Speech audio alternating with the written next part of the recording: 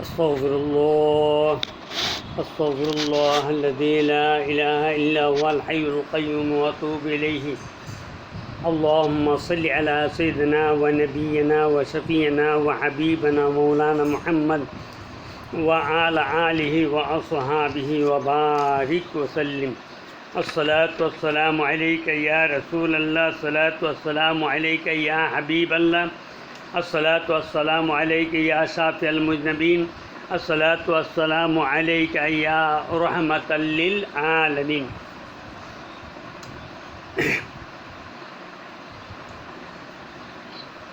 আমি এখন আপনাদের সামনে আল্লাহ রাব্বুল আলামিনের পবিত্র কালামে মাজিদ হইতে সূরা বাকারার 24 নম্বর আয়াতে তেলাওয়াত করব এবং এই আয়াত নিয়ে সেরা কিছু কথাবার্তা বলবো। আল্লাহ যেন আমাকে সঠিকভাবে কিছু বলার তৌফিক দান করেন, আমিন। শুরু হচ্ছে পবিত্র কালামে মাজিদ হইতে তেলাওয়াত ইনশাআল্লাহ। আউযু বিল্লাহি মিনাশ শাইতানির রাজীম। বিসমিল্লাহির রহমানির রহিম।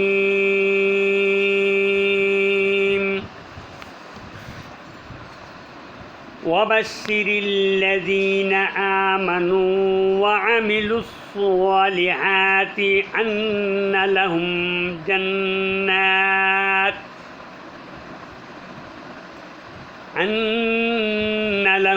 جنات تجري من تحتها الأنهار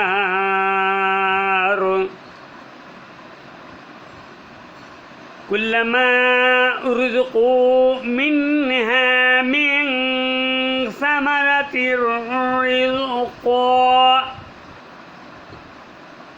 قالوا هذا الذي رزقنا من قبل وأتوا به متشابها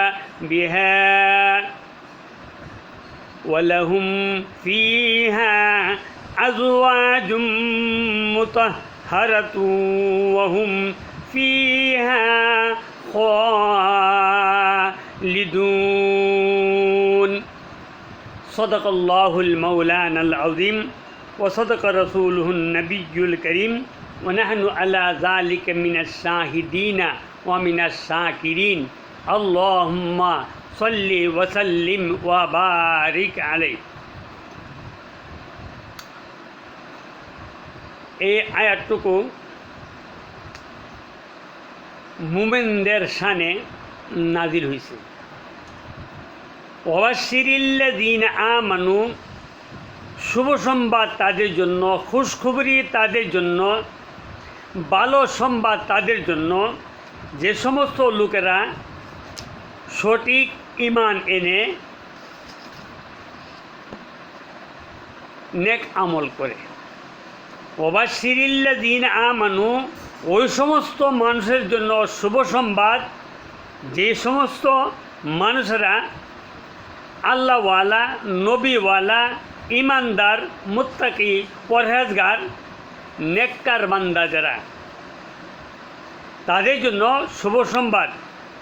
ইমানের যত সাহা প্রসাহা আছে সমস্ত সাহা সাহার উপর বিশ্বাস রাখা, ইমান আনা, এরপরে ওয়ামিলুস সালিহাতি, নেক কাজ করা। এই নেক কাজ সম্বন্ধে কথা বলতে গেলে অনেক সময় দরকার, তবে আমি শর্টকাট করে কিছু ইঙ্গিত দিতেছি যে নেক কাজ ইমানের পরেই কিন্তু নামাজ। ইমান যার নাই তার নামাজ নাই। যাদের ইমান আছে, যারা মুসলমান, যারা মুমিন, তাদের জন্যই নামাজ। তাহলে নামাজ এটা নেক কাজ, রোজা নেক কাজ, এরপরে কোরআন তেলাওয়াত করা নেক কাজ, দান খয়রাত করা নেক কাজ, এতিমদের দিকে লক্ষ্য করা, খেয়াল করা নেক কাজ, মিসকিনদেরকে সাহায্য করা নেক কাজ, বিধবা মহিলাদের প্রতি আশ্রয় করা, তাদেরকে আশ্রয় দেওয়া নেক কাজ। এরকমভাবে নেক কাজ, তসবিহ, তাহলিল, দরুদ, সালাম, জিকির, আজকার অনেক কিছু আছে। এই নেক কাজ বলতে অনেক কিছু বোঝা, তবে কিছু ইঙ্গিত দিলাম যে নেক কাজ করতে। তবে আরেকটা শর্ত আছে যে নেক কাজ করবেন, ঈমান আনবেন, এর ভিত্তি কিন্তু আপনার হালাল রুজি খাইতে হবে। আপনি হারাম রুজি খাইয়া সেরা, হারাম টাকা উপার্জন করে সেরা, মানুষের টাকা হক নষ্ট করে সে যদি আপনি এবাদত বন্দিগি করেন, আপনার এই এবাদত বন্দিগিতে কোনো লাভ হবে না, এটা আল্লাহর কাছে কবুল হবে না। তাহলে এন কথা কইতে গেলে আরও অনেক কথা, যে আমি শর্টকাট করে কইলাম। তাহলে ঈমান আনার পরে হালাল রুজি হাইয়া সেরা যদি কেউ নেক কাজ করে, ভালো কাজ করে, সবের কাজ করে, তাইলে তাদের জন্য একটা শুভ সংবাদ আছে। শুভ সংবাদটা কি? বা আন্না লাহুম, ওই সমস্ত লোকদের জন্য যারা ঈমানওয়ালা, নেক কাজ কারণওয়ালা, নেক কাজ করে যারা, তাদের জন্য আছে কি? জান্নাতিন, জান্নাত আছে। জান্নাত, এই জান্নাত নিয়ে কথা বলে আবার অনেক সময় দরকার। এক কথা, সুখময় জায়গা, শান্তিময় জায়গা, যেখানে অশান্তি বলতে কোনো কিছু নাই, বিমার আমার নাই, প্রস্রাব পায়খানা নাই, শুধু সুখ আর সুখ। এই শুধু জান্নাত নিয়ে সেরা কথা করতে গেলে অনেক সময় দরকার। তবে আমি শর্টকাট করে কইলাম, তাহলে আল্লাহ তাদেরকে জান্নাতে শুভ সংবাদ দিছে। শুধু কি তাই? এরপরে বলে জান্নাতটা কেমন হবে? তাজিরি মিন তাহতি হাল আনহার, এই জান্নাতের নিচে দিয়া 4টা নহর প্রবাহিত থাকবে, দুধের নহর, মধুর নহর, শরবতের নহর, পানির নহর। যখন রাসূল সাল্লাল্লাহু আলাইহি সাল্লাম যখন সাহাবীদের সাথে এই সম্বন্ধে কথাবার্তা বলছেন, তখন সাহাবীরা প্রশ্ন করেছিল, ইয়া রাসূলুল্লাহ, ইয়া হাবিবাল্লাহ, দুনিয়ার পানি তো আমরা দেখছি, দুনিয়ার পানির রং আমরা দেখছি, দুনিয়ার পানি আমরা খাইছি, দুনিয়ার পানির স্বাদ আমরা বুঝতে পারছি, কিন্তু আখিরাতের পানির অবস্থাটা কেমন হবে যদি আমাদেরকে একটু জানাইতেন। রাসূল সাল্লাল্লাহু আলাইহি সাল্লাম এই সাহাবীদের প্রশ্নের উত্তরে বলল যে আখিরাতের পানি হবে দুধের চেয়ে আরও সাদা এবং মধুর চেয়ে আরও মিষ্টি। আল্লাহু আকবার, আল্লাহু আকবার। কত বড় কথা! আমরা কি পারছি এবাদত বন্দি কইরা, নেক আমল করে সে জান্নাতের উপযুক্ত আমরা হইতে পারছি কি না? আমরা নিজে প্রশ্ন করে দেখেন। যদি পারি তো ভালো কথা, যদি আমরা নেক কাজ করে যদি জান্নাতের অধিবাসী হয়ে থাকি বা ভালো কথা, আর না হয়তো এখনও সময় আছে, যার যতটুকু হায়াত বাকি আছে, এই হায়াতটুকুর মধ্যে সঠিক ঈমান রেখে হালাল রুজি করে নেক কাজ করে আমরা যেন জান্নাতের উপযুক্ত হইতে পারি।